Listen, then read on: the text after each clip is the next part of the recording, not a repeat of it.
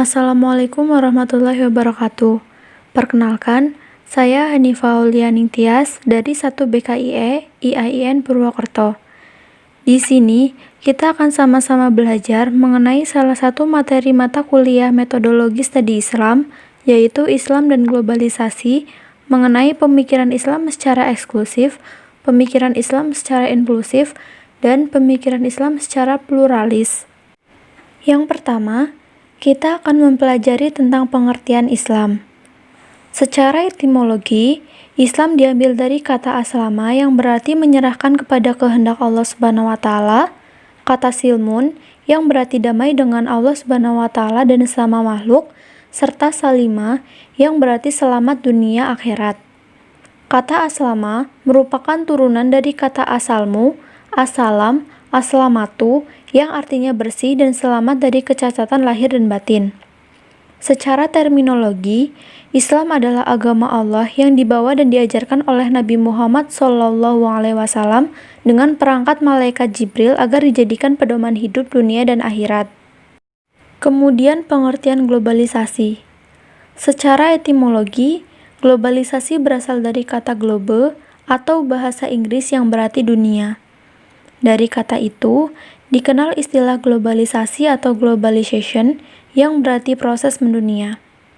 Secara terminologi, globalisasi adalah sebuah perubahan sosial berupa tambahannya keterkaitan di antara masyarakat dan elemen-elemennya yang terjadi akibat transkulturasi dan perkembangan teknologi di bidang komunikasi dan transportasi yang memfasilitasi pertukaran budaya dan ekonomi masyarakat.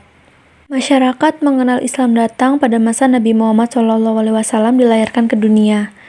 Sebelum Nabi lahir, terjadi banyak sekali kekejian.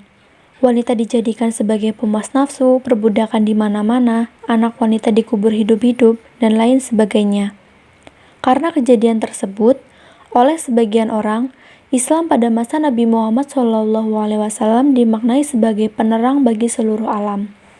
Padahal, sebelum Nabi Muhammad SAW datang, Islam sudah ada di bumi.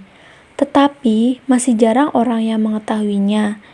Islam yang ada ini adalah Islam yang dianut oleh Nabi Ibrahim alaihissalam atau Islam Ibrahim. Oleh karena itu, Islam yang dianut oleh manusia hari ini atau Islam Nabi Muhammad SAW adalah turunan dari Islam Nabi Ibrahim alaihissalam. Seiring berkembangnya zaman, manusia semakin jauh berpikir tentang kebenaran Islam. Apakah Islam Muhammad memang dari Islam Ibrahim? Atau memang Islam Muhammad ada sejak Nabi Muhammad SAW hadir ke bumi?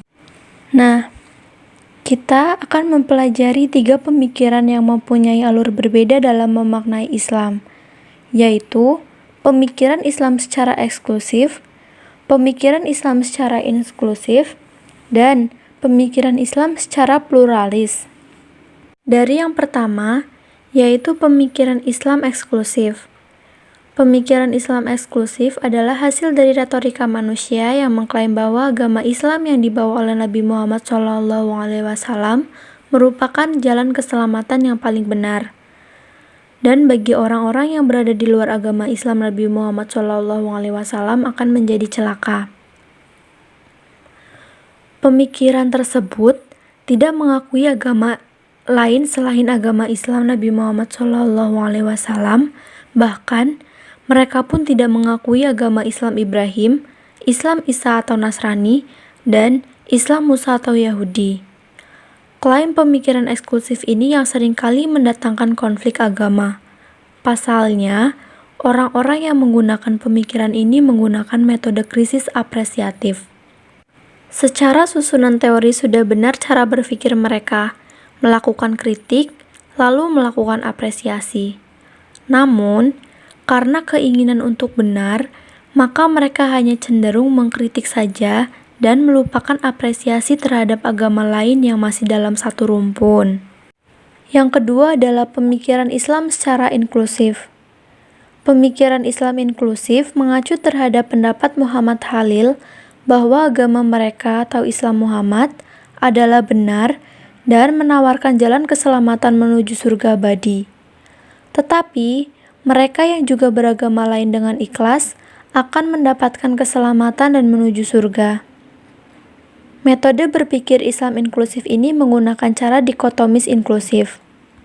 Orang-orang yang menganut pemikiran Islam inklusif ini dikatakan dikotomis karena mereka masih memetakan agama menjadi dua, Islam dan non-Islam. Dan juga dikatakan inklusif karena mereka masih mengakui agama Islam yang dibawa oleh Nabi Musa Yahudi dan mereka tidak menafikan agama Islam Nabi Isa atau Nasrani. Mereka meyakini bahwa Islam Muhammad, Islam Isa, dan Islam Musa masih dalam satu rumpun, yaitu berasal dari Islam Ibrahim. Yang terakhir atau ketiga adalah pemikiran Islam secara pluralis. Pemikiran Islam secara pluralis merupakan hasil evolusi dari pemikiran Islam inklusif, di mana pemikiran Islam pluralis ini sangat menghargai perbedaan, namun hati tetap yakin terhadap keyakinan sendiri. Ada titik persamaan dan perbedaan dalam pemikiran Islam inklusif dan pemikiran Islam pluralis. Dua pemikiran tersebut sama-sama mengakui keberadaan agama lain. Bedanya, pemikiran Islam inklusif tidak berpartisipasi aktif terhadap agama lain. Sedangkan pemikiran Islam pluralis ikut nimbrung dalam agama lain untuk menghargai perbedaan, namun hati tetap yakin terhadap keyakinan sendiri. Cara berpikir Islam pluralis, yaitu menganggap benar semua agama yang ada. Analogi logisnya seperti ini.